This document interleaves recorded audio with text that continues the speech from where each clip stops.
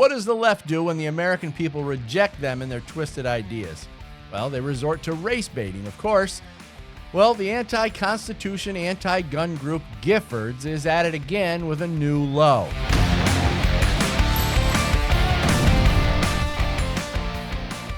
Giffords is scared to watch America embrace its traditional values, and the group has nowhere to go but down the drain with the rest of the swamp creatures. Now, the Giffords group has built its reputation on radical left-wing ideas and an anti-American ideology cultivated in a toxic environment full of people dedicated to nothing other than destroying the Second Amendment. While the Giffords group continues to support deadly firearm policies like gun-free school zones, which get children killed, and a background check system designed to disarm lawful gun owners, they can't reverse course because their hypocrisy would show. But America has had enough of the radical groups trying to rearrange the Constitution and Bill of Rights to suit their political needs. Now, real Americans have recently stood their ground and told groups like Giffords to hit the road. Now remember, groups like Giffords, Everytown, and Mom's Demand have built their entire existence on anti-gun propaganda, but are finding themselves in a precarious position, and they understand they're quickly becoming irrelevant and unwanted by most people.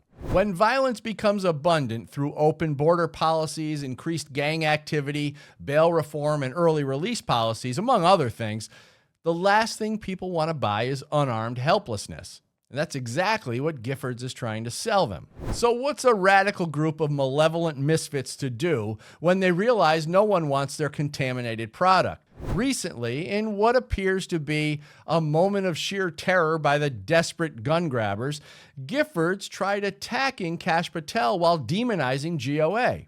They were so desperate, they had to resort to an article from 1996 attacking the well-respected former director of GOA, Larry Pratt, with typical left-wing white supremacy and militia rhetoric. Now, the group spewed all the typical overused talking points in a recent X post when they said, Kash Patel is inextricably linked to the far-right fringe group Gun Owners of America. Their offensive, radical views are not new.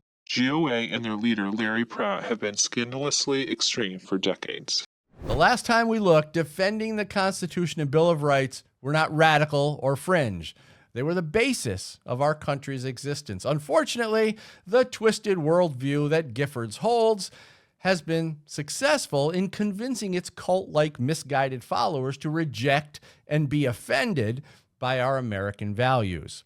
America's turning on radical groups like Giffords because they understand that the group's main purpose has always been to take away their rights. The desperation of these groups is now turning into a deep-seated hatred toward anyone who rejects their ideas. A wedge has been driven between Giffords and many people who once supported their ideas but now understand the importance of gun ownership and American values. The group is now in panic mode, desperate to regain support and resorting to weak and much overused racial accusations, because that's literally all they have. With President Donald Trump in the White House, Attorney General Pam Bondi in full fight mode, and Kash Patel overseeing the ATF, the political left and their gun-grabbing cohorts no longer have any relevant allies in their mission to disarm America. And GOA will never compromise our American values or our Second Amendment, and will always call out the enemies to freedom and those who want you in a perpetual state of unarmed helplessness and government dependency. Thanks for watching Bullet Points. I'm Dan Wass for Gun Owners Foundation. You can find more Second Amendment content and updates at gunowners.com.